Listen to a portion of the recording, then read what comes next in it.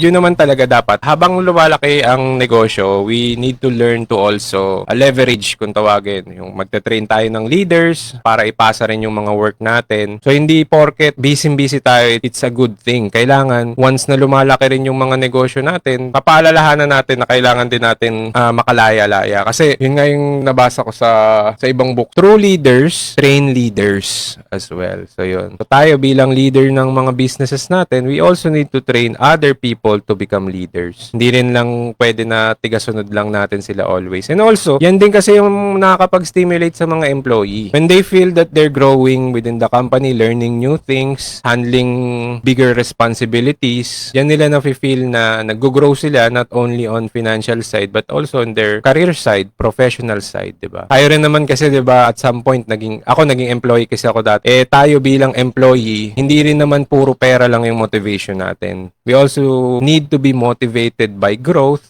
personal growth, professional growth. So yun, 'di ba? For our employees to stay motivated and stimulated, kailangan din natin sila na binibigyan ng mga leadership training, program, or i-upskill mo siya sa iba-ibang aspeto. Like for example, sa marketing. Yan ngayon yung pinapagawa ko sa ibang namin sa ibang tao namin. They post videos for the business pag wala na silang ginagawa. And at the same time, 'di ba na multi-skill mo na sila and yung business nyo is nakikinabang din at the same time.